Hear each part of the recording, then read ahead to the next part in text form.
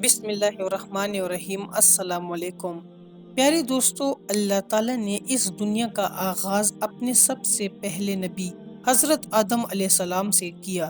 حضرت آدم علیہ السلام کے بعد ان کے بیٹے حضرت شیث علیہ السلام منصب نبوت پر فائز کیے گئے۔ حضرت شیث علیہ السلام کے بعد حضرت ادریس علیہ السلام تیسرے وہ نبی ہے جن کو اللہ تعالیٰ نے اپنے خاص بندوں میں شامل فرمایا اور منصب نبوت پر فائز فرمایا۔ آج کی اس ویڈیو میں ہم آپ کو بتائیں گے حضرت ادریس علیہ السلام کون تھے اور حضرت آدم علیہ السلام کی اولاد میں سے یہ کس کے بیٹے ہیں، اور کس طرح حضرت ادریس علیہ السلام نے دنیا کی مشکل ترین تبلیغ کی، اور کس طرح دنیا کی سب سے خطرناک مخلوق کو دعوت حق کی طرف بلایا اور اللہ تعالیٰ کا پیغام پہنچایا، اور کس طرح حضرت ادریس علیہ السلام کو موت کے بعد دوبارہ زندگی دی گئی۔ کیا حضرت ادریس علیہ السلام آج بھی زندہ ہے، لیکن کہاں پر ہے؟ ان تمام سوالات کے جواب قرآن و حدیث کی روشنی میں آج کی اس ویڈیو میں ہم آپ کو بتائیں گے، لہٰذا ہماری اس ویڈیو کو آخر تک ضرور دیکھیے گا۔ پیارے دوستو، حضرت ادریس علیہ السلام کا تعلق حضرت آدم علیہ السلام کے بیٹے حضرت شیث علیہ السلام کے پانچویں نسل سے تھا۔ حضرت ادریس علیہ السلام کو دوسرے مذاہب کے اندر اینوک کے نام سے بھی جانا جاتا ہے۔ حضرت ادریس علیہ السلام اللہ تعالیٰ کے تیسرے نبی ہے جن کو حضرت آدم علیہ السلام اور حضرت شیث علیہ السلام کے بعد نبوت عطا فرمائی گئی۔ حضرت ادریس علیہ السلام پر 30 صحیفے نازل کیے گئے جن کو دی بک آف اینوک بھی کہا جاتا ہے۔ حضرت ادریس علیہ السلام حضرت نوح علیہ السلام سے 1000 سال پہلے پیدا ہوئے اور حضرت آدم علیہ السلام سے 500 سال بعد اس دنیا میں تشریف لائے۔ روایات کے اندر حضرت ادریس علیہ السلام کا شجرہ نسب حضرت ادریس علیہ السلام بن یارد بن مہلائل بن کنعان بن انوش بن شیث بن آدم علیہ السلام ہے۔ حضرت ادریس علیہ السلام کی ولادت بابل شہر میں ہوئی۔ پیارے دوستو، روایات میں آتا ہے کہ حضرت ادریس علیہ السلام کا اصل نام ہنوک تھا، جبکہ اللہ تعالیٰ نے قرآن پاک میں آپ کو ادریس کے نام سے پکارا ہے۔ روایات کے مطابق حضرت ادریس علیہ السلام وہ پہلے نبی ہے جنہوں نے اس دنیا کے اندر تعلیم کا آغاز کیا اور لوگوں کو لکھنے پڑھنے اور تعلیم دینے کا درس دیا۔ اس طرح سے روح زمین پر تعلیم کی ابتدا کرنے والے حضرت ادریس علیہ السلام ہے۔ حضرت ادریس علیہ السلام کی زندگی کا حصہ زیادہ تر درس و تدریس میں گزرا، اسی وجہ سے حضرت ادریس علیہ السلام کو ادریس کہا جاتا ہے۔ پیارے دوستو، جب حضرت شیث علیہ السلام اس دنیا سے رخصت ہوئے تو ان کی وفات کے بعد حضرت شیث علیہ السلام کے ماننے والوں کی تعداد بہت کم ہو گئی، اور حضرت آدم علیہ السلام کے بیٹے قابیل کی اولاد اللہ تعالیٰ کی نافرمانیاں کرنے لگی اور کفر و شرک اور بت پرستی کے اندر مبتلا ہو گئی۔ یہ وہ دور تھا جس دور کے اندر پاکیزہ رشتوں کی پہچان بالکل ختم ہو چکی تھی۔ اس دور کے اندر لوگ اللہ تعالیٰ کی وحدانیت کو چھوڑ کر بت پرستی اور آگ کی پوجا کرنے لگ گئے تھے۔ گویا یہ اس طرح روح زمین پر ایک ایسا وقت تھا جب شیطان اور شیطان کے ماننے والوں کا اس دنیا پر راج تھا، اور اس دور کے اندر حضرت آدم علیہ السلام اور حضرت شیث علیہ السلام کی شریعت کی مکمل طور پر نافرمانی کی جا رہی تھی اور کھلے عام اللہ تعالیٰ کی حدوں کو توڑا جا رہا تھا۔ جب یہ قوم طرح طرح کی برائیوں کے اندر مبتلا ہو گئی تو اس قوم کی ہدایت کے لیے اللہ تعالیٰ نے اپنے پیارے نبی حضرت ادریس علیہ السلام کو مبعوث فرمایا۔ جیسے ہی اللہ تعالیٰ نے حضرت ادریس علیہ السلام کو منصب نبوت پر فائز فرمایا تو حضرت ادریس علیہ السلام فوراً اللہ تعالیٰ کے حکم کے مطابق لوگوں کو اللہ تعالیٰ کا پیغام پہنچانے لگے اور ہدایت کی دعوت دینے لگے، لیکن وہ بدبخت قوم اس قدر گناہوں کے اندر مبتلا ہو چکی تھی کہ حضرت ادریس علیہ السلام کی تبلیغ ان کو انتہائی ناگوار گزرتی تھی۔ جب حضرت ادریس علیہ السلام اپنی قوم کو حق کی دعوت دیتے اور اللہ تعالیٰ کی وحدانیت کی طرف بلاتے تو یہ لوگ حضرت ادریس علیہ السلام پر طرح طرح کے ظلم و ستم کرتے اور ان کو طرح طرح کی اذیتیں دیتے۔ اس طرح جب یہ قوم حد سے زیادہ آپ علیہ السلام پر ظلم کرنے لگی تو حضرت ادریس علیہ السلام تنگ آ کر بابل سے ہجرت کر گئے۔ اس وقت ادریس علیہ السلام اور جو لوگ حضرت ادریس علیہ السلام پر ایمان لا چکے تھے، یہ تمام کے تمام لوگ بابل سے مصر کی طرف روانہ ہو گئے اور وہاں جا کر دریائے نیل کے کنارے آباد ہو گئے۔ یہ علاقہ بابل سے بھی کہیں زیادہ سرسبز و شاداب تھا۔ پیارے دوستو، اللہ تعالیٰ نے حضرت ادریس علیہ السلام کو اس قدر زیادہ علم عطا فرمایا تھا کہ حضرت ادریس علیہ السلام اس دور میں بولے جانے والی ہر ایک زبان کو جانتے تھے، اور حضرت ادریس علیہ السلام ہر ایک قوم کو انہی کی زبان کے اندر ہدایت کی تبلیغ فرماتے اور حق کی طرف بلاتے۔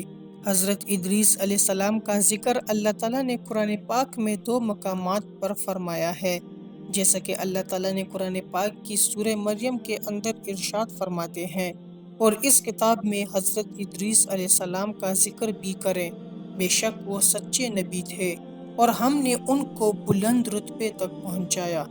پیارے دوستو، حضرت ادریس علیہ السلام دنیا کے وہ پہلے نبی ہے جن کو علم نجوم اور علم الحساب بطور معجزہ عطا فرمایا گیا۔ حضرت ادریس علیہ السلام نے ہی دنیا کے اندر سب سے پہلے قلم سے لکھنا شروع کیا۔ حضرت ادریس علیہ السلام نے ہی سب سے پہلے کپڑوں کی سلائی کر کے زیب تن کیا۔ حضرت ادریس علیہ السلام سے پہلے لوگ درختوں کے پتے اور جانوروں کی کھالوں کو بطور لباس استعمال کیا کرتے تھے۔ حضرت ادریس علیہ السلام نے ہی اپنے زمانے کے اندر ناپ تول کے پیمانوں کو ایجاد کیا اور ہتھیاروں کو بنانے کے طریقے ایجاد کیے۔ آپ علیہ السلام نے سب سے پہلے ہتھیار بنا کر بنو قابیل سے جنگ کی۔ پیارے دوستو، اللہ تعالیٰ نے حضرت ادریس علیہ السلام کو بے شمار ایسے علوم سے نوازا تھا کہ جن کے بارے میں کوئی تصور بھی نہیں کر سکتا، اور حضرت ادریس علیہ السلام نے اپنی زندگی کے اندر ایسی بہت ساری ایجادات کی جن سے آج بھی نسل انسانی مستفیض ہو رہی ہے۔ بعض روایات کے اندر آتا ہے کہ حضرت ادریس علیہ السلام اکثر آسمانوں کی سیر کے لیے جایا کرتے تھے، کیونکہ آپ علیہ السلام کی ایک فرشتے سے دوستی تھی، اور یہی وجہ ہے کہ حضرت ادریس علیہ السلام کی روح بھی چوتھے آسمان پر قبض کی گئی۔ پیارے دوستو، اب بات کرتے ہیں کہ حضرت ادریس علیہ السلام کی موت کس طرح ہوئی۔ تو حضرت ادریس علیہ السلام کی موت کے بارے میں 2 طرح کی روایات ملتی ہے۔ قرآن پاک کی سورہ مریم کی آیت نمبر 57 کے مطابق اللہ نے حضرت ادریس علیہ السلام کو بلند مقام پر اٹھا لیا تھا۔ یہاں سوال پیدا ہوتا ہے کہ یہ بلند مقام کیا ہے؟ تو اس کے بارے میں مفسرین لکھتے ہیں کہ اس سے مراد جنت ہے، اور بعض مفسرین لکھتے ہیں کہ اس سے مراد دنیا کے اندر حضرت ادریس علیہ السلام کو بلند مقام عطا کرنا ہے، اور بعض مفسرین کے نزدیک بلند مقام سے مراد حضرت ادریس علیہ السلام کا چوتھے آسمان پر اٹھایا جانا ہے۔ پیارے دوستو، بعض روایات میں آتا ہے کہ ایک مرتبہ حضرت ادریس علیہ السلام پورا دن سفر کے اندر رہے تو حضرت ادریس علیہ السلام نے سورج کی تپش اور تیزی کو محسوس کیا، تو حضرت ادریس علیہ السلام نے اللہ تعالیٰ کی بارگاہ میں دعا کی کہ یا رب العالمین، سورج کی گرمی کو کم کر دے اور سورج کو لانے والے فرشتے کا بوجھ بھی کم کر دے۔ تو اللہ تعالیٰ نے حضرت ادریس علیہ السلام کی اس دعا کو قبول فرمایا۔ چنانچہ اگلے دن اللہ تعالیٰ کی بارگاہ میں فرشتے نے سورج کی گرمی کو کم کرنے کی وجہ پوچھی، تو اللہ تعالیٰ نے ارشاد فرمایا کہ میرے ایک بندے نے سورج کی گرمی کو کم کرنے اور تمہارے بوجھ کو کم کرنے کے لیے درخواست کی تھی، جو کہ میں نے قبول کر لی ہے۔ اللہ تعالیٰ کا یہ فرمان سننے کے بعد اس فرشتے کے دل میں حضرت ادریس علیہ السلام کے لیے محبت پیدا ہو گئی، اور حضرت ادریس علیہ السلام سے دوستی کرنے کا شوق پیدا ہو گیا۔ چنانچہ وہ فرشتہ اللہ تعالیٰ کی اجازت سے حضرت ادریس علیہ السلام کی زیارت کرنے کے لیے پہنچا۔ اس طرح جب وہ فرشتہ حضرت ادریس علیہ السلام کے پاس آیا تو حضرت ادریس علیہ السلام نے اس فرشتے سے کہا کہ تم ملک الموت علیہ السلام سے کہو کہ وہ میری موت کے اندر تاخیر کر دے، تاکہ میں اللہ تعالیٰ کی زیادہ سے زیادہ عبادت کر سکوں اور اللہ تعالیٰ کا شکر گزار بندہ بن جاؤں۔ تو فرشتہ حضرت ادریس علیہ السلام کی بارگاہ میں عرض کرنے لگا کہ ایسا ممکن تو نہیں، لیکن میں آپ کے حضرت ملک الموت علیہ السلام کی بارگاہ میں سفارش ضرور کروں گا۔ پھر حضرت ادریس علیہ السلام اس فرشتے کے ہمراہ آسمانوں پر چلے گئے اور وہ فرشتہ حضرت ملک الموت علیہ السلام کی بارگاہ میں حاضر ہوا اور حضرت ادریس علیہ السلام کی سفارش کی، تو ملک الموت علیہ السلام فرمانے لگے کہ کسی کی موت میں تاخیر کرنے کا اختیار میرے پاس نہیں، لیکن میں تمہیں تمہارے دوست کی موت کا وقت بتا سکتا ہوں تاکہ وہ موت سے پہلے پہلے تیاری کر لے۔ پھر جب ملک الموت علیہ السلام نے نظر ڈالی تو آپ نے دیکھا کہ حضرت ادریس علیہ السلام کی زندگی کا وقت ختم ہو چکا ہے اور آپ کا نام زندہ لوگوں کی فہرست میں موجود نہیں۔ اس طرح جب یہ فرشتہ حضرت ادریس علیہ السلام کے پاس پہنچا تو اس نے دیکھا کہ حضرت ادریس علیہ السلام فوت ہو چکے ہیں، اور ایک دوسری روایت کے مطابق حضرت ادریس علیہ السلام کی وفات کچھ اس طرح ہوئی کہ ایک مرتبہ حضرت ملک الموت علیہ السلام حضرت ادریس علیہ السلام کے پاس آئے تو حضرت ادریس علیہ السلام نے ملک الموت علیہ السلام سے فرمایا کہ میں موت کا مزہ چکھنا چاہتا ہوں اور میں دیکھنا چاہتا ہوں کہ آپ روح کس طرح قبض کرتے ہیں اور موت کے وقت انسان کو کتنی تکلیف ہوتی ہے۔ تو اس وقت ملک الموت نے حضرت ادریس علیہ السلام کی اس خواہش کو پورا کرنے کے لیے حضرت ادریس علیہ السلام کی روح کو قبض کر لیا، اور پھر کچھ دیر بعد اللہ تعالیٰ کے حکم سے حضرت ادریس علیہ السلام کی روح کو واپس لوٹا دیا، اور اس طرح حضرت ادریس علیہ السلام موت کا مزہ چکھنے کے بعد دوبارہ سے زندہ ہو گئے۔ اس کے بعد حضرت ادریس علیہ السلام نے جنت اور جہنم دیکھنے کی فرمائش کی، تو اللہ تعالیٰ کے حکم سے حضرت ادریس علیہ السلام کو جہنم اور جنت کی سیر کرائی گئی۔